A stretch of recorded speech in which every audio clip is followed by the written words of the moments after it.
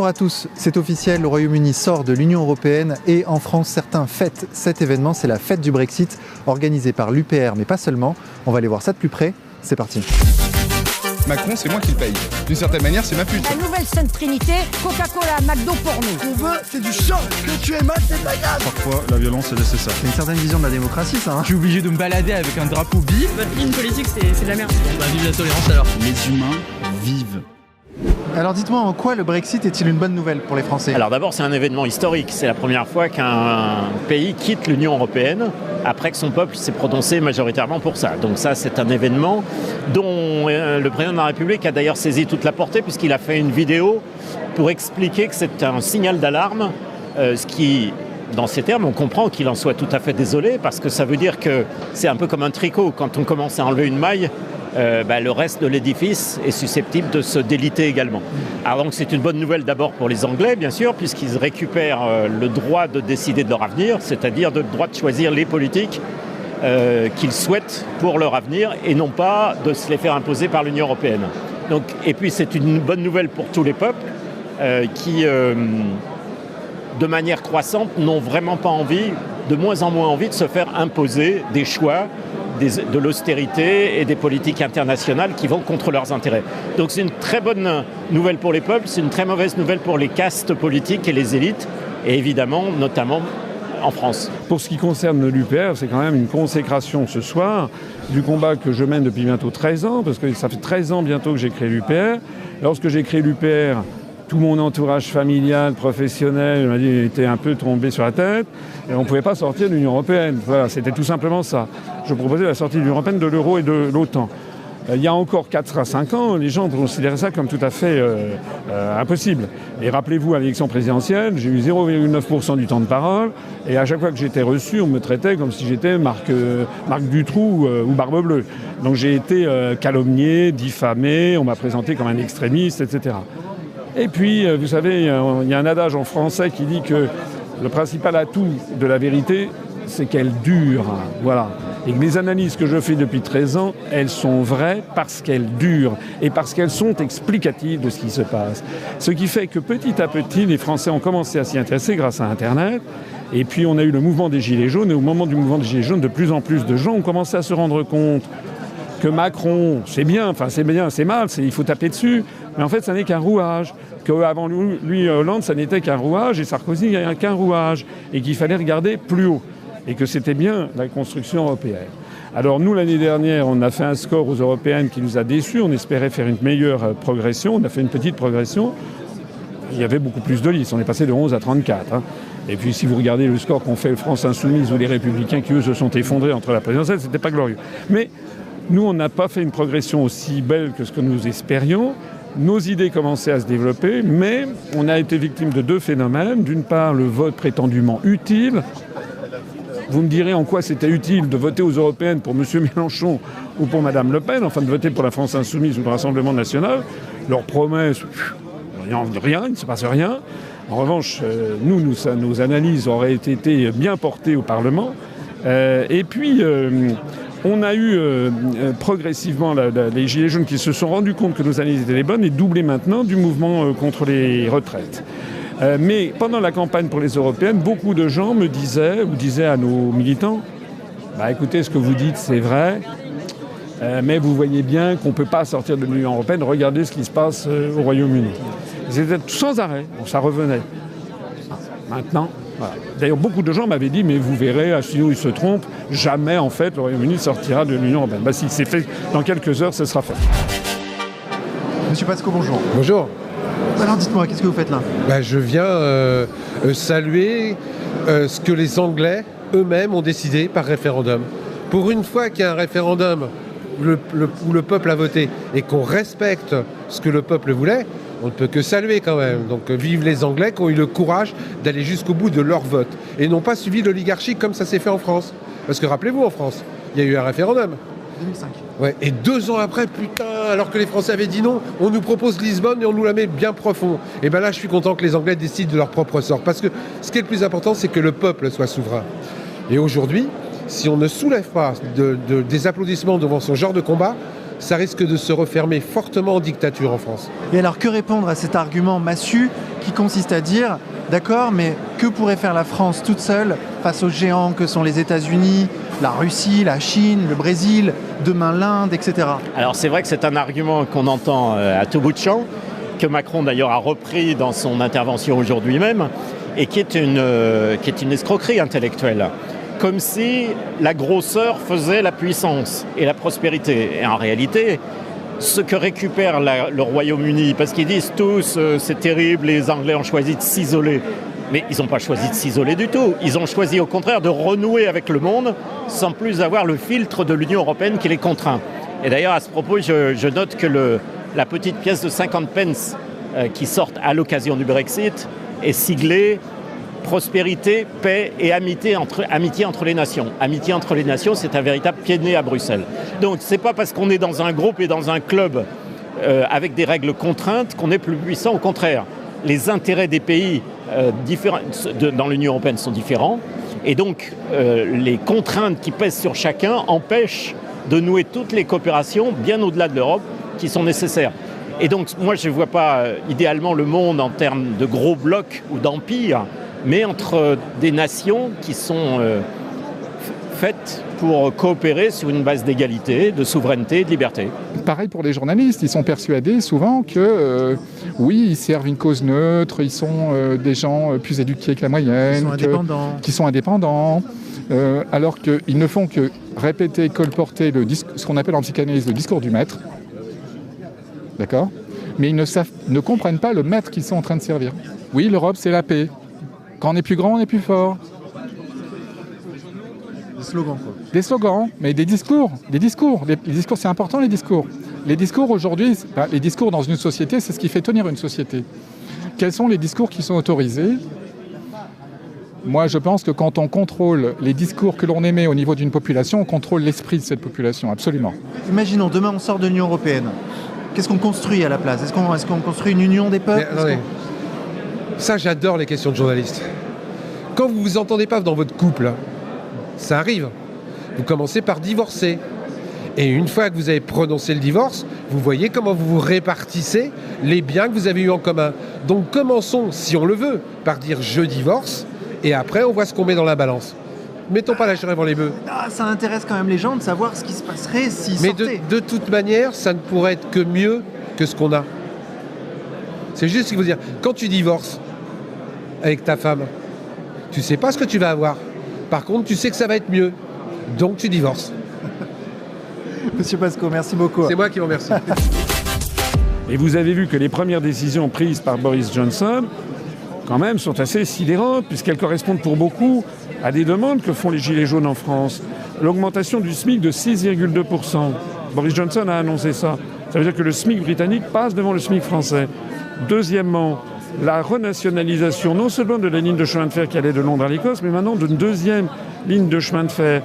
Donc la défense des services publics. Troisième mesure, il met désormais les subventions aux agriculteurs britanniques qui transitaient par l'Union européenne, mais comme le Royaume-Uni est contributeur net, c'était en fait l'argent des Anglais. Désormais, le gouvernement de Londres va donner ça tout de suite directement aux agriculteurs britanniques. Et pour promouvoir une agriculture raisonnée, une agriculture bio, la lutte contre la malbouffe, enfin tout ce que les consommateurs français souhaiteraient. Et quatrième mesure, il augmente 25 milliards de livres sterling, excusez du peu, ça doit faire quelque chose comme 27 milliards d'euros, le budget annuel du National Health Service, c'est-à-dire le système des hôpitaux publics et de la sécurité sociale. Nous, on aimerait bien que dans les hôpitaux publics français, ce soit la même chose. Donc, pour l'instant, les premières mesures de Boris Johnson montrent que sortir de l'Union européenne, c'est récupérer sa liberté et la liberté de répondre aux vœux, aux intérêts nationaux des Britanniques en l'espèce. Lorsque nous sortirons de l'Union européenne, on récupérera ipso facto tout de suite une dizaine de milliards d'euros, qui est l'argent que nous donnons en plus chaque année par rapport à ce que nous récupérons. Et puis nous aurons le pouvoir de décider par nous-mêmes de ce que nous voulons, par exemple sur les services publics. Au moment où le Royaume-Uni renationalise des sociétés privées de chemin de fer, nous, on est en train de démanteler les chemins de fer. Alors qu'est-ce qu'il faut dire à tous ces Français justement qui ont peur du Frexit ? Comment les convaincre en quelques phrases ? Parce que maintenant, il faut communiquer en plus rapidement, parce que les gens n'ont pas le temps. La question fondamentale, c'est celle de la démocratie. Je pense que les gens ne se rendent pas compte qu'ils vivent en Europe. quand je parle aux Français, ils croient qu'ils sont en France, que Macron est responsable, toutes les manifestations se font contre Macron, toute la propagande à la fois du RN et de la France Insoumise sont contre Macron, contre son gouvernement, etc. etc. Qui parle des gopés? François Asselineau, on ne peut pas dire qu'il passe tous les jours dans les médias. Donc, si tu veux, le problème, c'est effectivement l'absence totale de conscience que la France n'existe plus comme pays indépendant. Un pays qui n'a pas de monnaie, qui n'a pas de frontières, qui ne fait pas ses lois et qui ne rend pas justice par la Cour de justice de l'Union européenne et la Cour européenne de justice. Donc, c'est les 4 principes de la souveraineté d'après Jean Bodin, et aucun des 4 n'existe en France aujourd'hui, mais les gens ne s'en rendent pas compte. Si vous restez un petit peu plus tard dans cette soirée, à partir de 22h, vous allez voir arriver des personnalités. J'ai invité énormément de gens.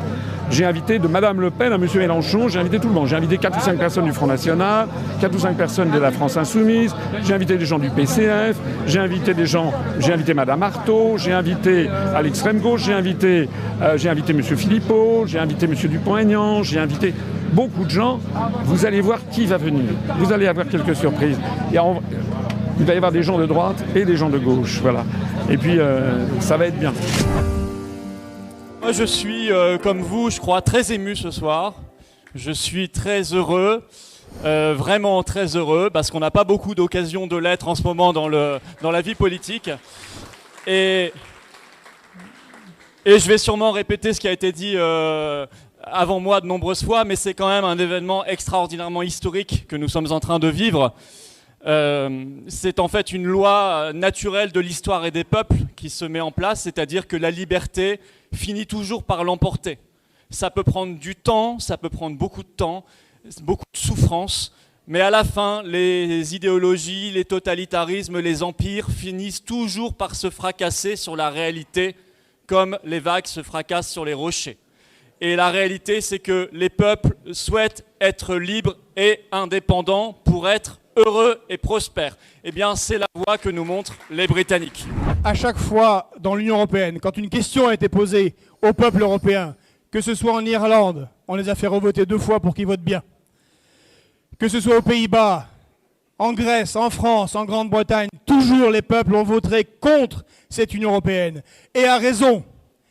Et ce n'est pas sans raison non plus que Jean-Claude Juncker, faut-il le rappeler, avec une grande honnêteté, l'ancien président de la Commission européenne avait déclaré qu'il ne peut pas y avoir de démocratie contre les traités européens. Mais les Anglais ont montré que si, on peut avoir une démocratie contre les traités européens.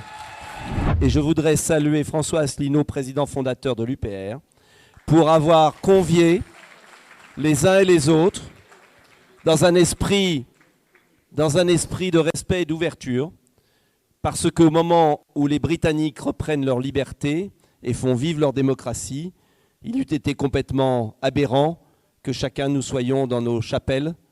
Et je veux le remercier sincèrement, et j'ai souhaité venir parce que je pense que son initiative est prometteuse pour la suite.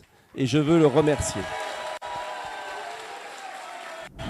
Il y a un mot qui me vient à l'esprit, qui me paraît important ce soir après tout ce qui a été dit, c'est le mot libre. L'Angleterre va être libre. Et je ne peux pas m'empêcher d'avoir une pensée pour quelqu'un avec qui j'étais la semaine dernière devant sa prison en Angleterre, où j'étais, Julian Assange, qui j'espère lui aussi sera bientôt libre. Oui, je crois que c'est une photo rare. C'est qu'en dépit de ce qui nous sépare, il y a quand même quelque chose qui nous rallie, qui est encore plus fort que tout. C'est l'amour et la liberté de la France. 7, 6, 5, 4, 3, 2, 1.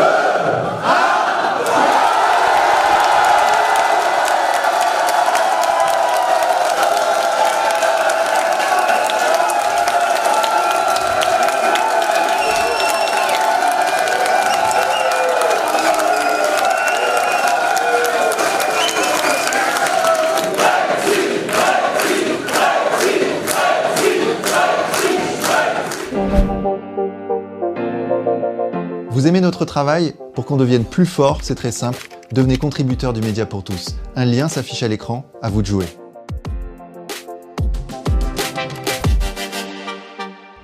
Pourquoi c'est un jour historique? Je l'ai dit dans mon discours tout à l'heure.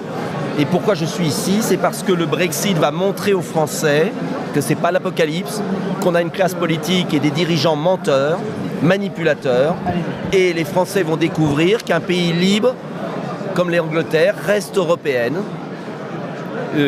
qu'il y a des belles coopérations qui se font, qu'on va continuer à vendre des Renault et des BMW en Angleterre et qu'on va continuer à acheter des trucs anglais. Et en fait, le Brexit va dépassionner le discours des souverainistes, des gaullistes, des patriotes, qui vont retrouver une aura en France et qui vont pouvoir se rassembler parce qu'on va comprendre que nous avons le même objectif mais que nos chemins étaient différents. Je crois que le pire aujourd'hui, c'est de rester dans l'Union européenne et dans l'euro et d'attendre la catastrophe qui est totalement inévitable, en fait. Et il vaut beaucoup mieux avoir conscience des problèmes, savoir que peut-être, bah oui, on va se couper un doigt, mais pour éviter de se couper tout le bras. Et donc il vaut mieux se mettre autour de la table et discuter de la manière dont on peut sortir conjointement, pourquoi pas, de l'Union européenne et de l'euro, et réorganiser des relations qui sont beaucoup plus saines entre les pays européens, parce que là, c'est vraiment de la merde. Ce que je dis est tellement vrai que vous avez vu monsieur Mélenchon, il vient de faire un salto arrière pour se féliciter du Brexit. Vous avez vu aujourd'hui, ça a fait un buzz, comme on dit, au Parlement européen, parce qu'un certain nombre d'européistes se disent finalement, est-ce que Mélenchon est pour le Brexit? Puisqu'il a dit, c'est un peuple qui est maintenant, les vertus de l'indépendance, c'est la renationalisation des lignes de chemin de fer. Ça veut dire quoi? Ça veut dire qu'en France, vous avez des partis politiques, 2 grands partis politiques, nommons-les, le Rassemblement national et la France insoumise, qui disent perpétuellement oui mais non. Voilà. Oui, le Brexit c'est très très bien, mais non, il ne faut pas le Frexit. Alors pourquoi est-ce que ce serait bien le Brexit serait bien pour le Royaume-Uni et que ça serait mal pour la France? C'est quand même bizarre. J'ai vu M. Bardella, j'étais sur la radio ce matin, il faisait aussi un grand écart absolument impossible à justifier. Les mêmes d'ailleurs qui vous disent oui, M. Macron est un dictateur, c'est insupportable, il s'attaque aux libertés publiques, puis quand on dit lancez la procédure de décision, ah ben non, on ne le fait pas. Nous, on n'est pas des oui mais non, nous on est des gens cohérents, nous on se réjouit de cette sortie parce que ça préfigure n'importe qui a un petit peu le sens de l'histoire et prend la hauteur de vue nécessaire, comprend que nous assistons au début de la fin de la construction européenne. Vous étiez là, à quelques pas de François Asselineau, il y avait Frédéric Poisson. Bien. C'est quoi? C'est ponctuel parce que ce soir c'est un soir historique selon vous tous? Ou c'est les prémices d'un rassemblement, d'une ambition peut-être collective? C'est une prise de conscience que si on n'efface pas nos petites différences, on perdra la France. Voilà. Florian Star Philippot. en face de moi. Non. Non mais c'est vrai. Et là maintenant tout le monde fait la queue pour vous faire une interview. Ça a quand même changé. Les choses ont changé. Les choses ont changé. C'est vrai. Florian Philippot, comment vous analysez le Brexit? Ah bah c'est historique. Je crois qu'on se rend même pas compte du caractère incroyablement historique de ce qui se passe. C'est-à-dire que pour la première fois, l'Union européenne se fait larguer, quoi. C'est-à-dire, elle se fait jeter, elle rétrécit, elle s'amoindrit, elle s'affaiblit, alors que mais moi depuis que je suis né, depuis que je suis tout petit, et même encore avant, on nous a toujours expliqué que c'était éternel, que c'était irréversible, que ça ne pouvait que croître et s'embellir. Eh bien non, c'est réversible, on peut en sortir. Et ça, c'est une démonstration grandeur nature qui est incroyable. Incroyable d'abord, et tant mieux pour les Britanniques, je suis très heureux pour eux. Mais c'est très bien, je crois, aussi pour la France. Parce que moi, je suis persuadé que c'est à partir de ce soir, 31 janvier 2020, et dans les mois qui viennent, que des millions de Français vont commencer seulement à réfléchir à l'hypothèse d'un Frexit, d'une sortie de la France de l'Union européenne, parce que ils auront enfin un exemple réel et concret sous leurs yeux, alors qu'avant, ça leur paraissait extrêmement abstrait, voire impossible. Alors la question qui nous brûle les lèvres, c'est qu'attendent ceux qui veulent le Frexit en France pour s'unir? Ouais, il faut le faire. Non mais j'ai fait un discours, moi ce soir, on avait un autre événement nous aussi. J'ai dit exactement ça dans le discours. J'ai dit, il faut maintenant s'unir. Je sais pas, on peut faire un RPF, Rassemblement pour le Frexit. Hein. On peut faire... non mais il faut le faire. Et alors il y a en France en gros 2 mouvements politiques constitués qui défendent le Frexit, UPR, Patriotes. Mais il y a aussi, et peut-être sûrement encore plus ailleurs, des partisans du Frexit un peu perdus dans d'autres partis politiques. Il faut réussir à leur parler. des partis politiques d'ailleurs de droite et de gauche. Et il faut absolument, absolument créer une coordination, se structurer. Donc cet événement, il est formidable, vraiment, je le dis comme je le pense. Je suis très sincère. Et, je ne pouvais que être là. Et moi, j'avais essayé qu'on fasse une liste commune aux européennes, ça n'a pas pu se faire. Bon, dont acte, je ne reviens pas sur le passé. Là, je trouve que maintenant, on arrive à quand même avancer positivement. Cette initiative de François Asselineau est vraiment formidable. Je suis venu avec grand plaisir et j'espère que ce n'est pas un coup comme ça, dans l'euphorie du Brexit. J'espère que c'est le début de quelque chose de très sérieux et très solide. Vous êtes pour une primaire avec Philippe? Non, je suis pour un primaire. Une primaire pour désigner le meilleur candidat ou la meilleure contre Macron. Parce que j'estime que ce n'est pas à 10 000 militants d'un parti ou à M. Macron et les sondages et les médias dominants de choisir l'adversaire qui va faire élire Macron. Je trouve que c'est con. Voilà. Et donc je pense... Ça peut être gauche ou droite? Oui, bien sûr. Parce que les primaires que vous proposez, c'était que des journalistes. Non, ça c'est les journalistes qui ont dit ça, mais moi j'ai jamais... j'ai même mais qui veut? Patriotes et républicains, je les ai appelés. Oh, Pierre-Yves Rogérand. Ça va bien? Pardonnez-moi. Alors, je suis à vous tout de suite, mais là je réponds à un vieux copain. Alors Pierre-Yves, qu'est-ce que tu fais là? Ah bah puis Frexit. Voyons, attends, on va pas louper ça. Attends, donc, ça nous arrivera peut-être qu'une fois, enfin, espérons que non, mais enfin pour les Anglais, ça nous arrivera qu'une fois en tout cas. Le Brexit. Ouais. A pas été facile. Ouais, c'est certain, oui. Bah, écoute, Theresa May a voulu trahir. Une partie de l'Angleterre a voulu en trahir une autre. Cette partie a fini par perdre grâce à la détermination de Boris Johnson et à l'extraordinaire sang-froid des électeurs britanniques et du peuple britannique. C'est extraordinaire. As-tu vu ces images hors normes de la secte européiste quand Farage s'en va? Ils se tiennent les mains. C'est une secte apocalyptique, tu vois. T'es chez les Mormons, t'es chez les Adventistes du 7e jour, t'es à Waco. C'est génial. Ils se tiennent par la main. C'est la fin du monde. Et il dit ce n'est qu'un au revoir. C'est extraordinaire. Non, tu vois, et puis le discours de Farage de dessus, tu vois, No more Guy Verhofstadt. Tu vois, ce serait un très beau slogan de campagne d'ailleurs. No more Guy Verhofstadt. Voilà. Avec Ursula von der Leyen qui lui dit « Vous tenez un discours de haine, monsieur Farage ». Tu l'as vu? Alors, bien sûr, attends, il dit... Tu vois, même un mec dans mon genre l'aurait pas dit ça, tu vois. Nous aimons l'Europe, nous détestons l'Union européenne. Bon, tu connais mon avis là-dessus. Mais il n'y a rien de plus ouvert que le discours de Farage, mais ils ne peuvent pas l'entendre. Donc, si tu veux, le discours de haine de la part des gens, parce qu'elle est allemande et elle a soutenu Angela Merkel, de la part des gens qui ont soutenu les néo-nazis ukrainiens. Tu vois, le discours de haine. Pourtant, c'est facile de parler des discours de haine quand on a un échantillon sur soi. Or, tous ces gens-là qui se sont attaqués à Nigel Farage, qui est un peu un Cincinnatus britannique, Farage a démontré une chose, c'est qu'à la fin, la dignité des hommes l'emporte. La sienne personnelle et celle de son peuple. Et je comprends que dans cette espèce de grand hospice soviétique qu'est le Parlement européen, qui est un peu une sorte de soviet suprême, j'ai toujours dit que c'était le soviet suprême plus l'Allemagne éternelle, tu vois, c'est-à-dire Brejnev plus Derrick. C'est une horreur. Eh bien, si tu veux, il est tout à fait normal qu'un homme qui incarne la vie britannique, qui incarne la vie de son peuple, soit haï de ces gens-là. Et nous sommes également haïs de ces gens-là et nous devrons en être fiers. Est-ce qu'il y a une fenêtre de tir pour le peuple français? Comment tu vois l'avenir?